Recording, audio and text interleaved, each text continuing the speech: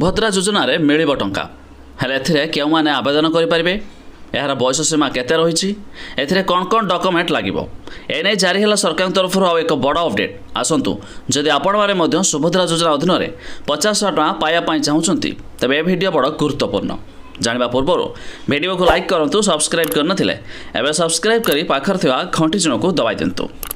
ओडिशा रे आरंभ हो सारी मोहन सरकार ओडिशा रे बीजेपी सरकार गढ़िबा परे प्रथम कैबिनेट बैठक रे महिलांक पई बड़ घोषणा करिछि। महिलांक पई सुभद्रा योजना होइछि बड़ घोषणा।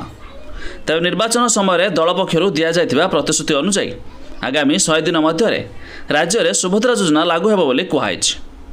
तेज जानि रखंतु कौन मिलिबो एथिरे सुविधा। योजना रे आपण चाहिले उभय ऑफलाइन एवं ऑनलाइन रे आवेदन करि परिबे। विवाहित महिला माने एही योजनार सामिल होई परिबे 50,000 टंकार कूपन पाई परिबे।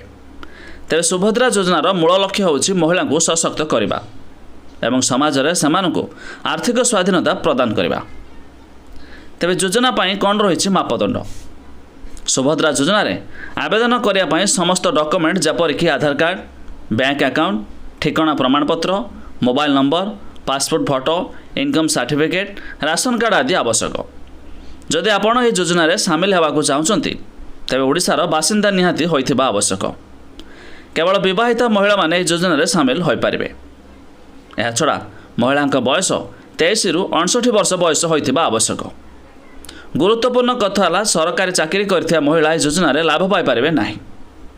परवर्ती समय रे अंगनवाड़ी कर्मी को मध्य एथिरे शामिल कराजिबो। तेबे योजना कार्यकारी नहीं खूब शीघ्र महिला और शिशु विकास विभाग पक्षर गाइडलाइन जारी कराजिबो बोली सूचना मिलुछि। तेबे अधिक जानिया पई यार वेबसाइट रो लिंक आमे डिस्क्रिप्शन देइछु आपण माने जाई मध्य चेक कर दे पारिबे।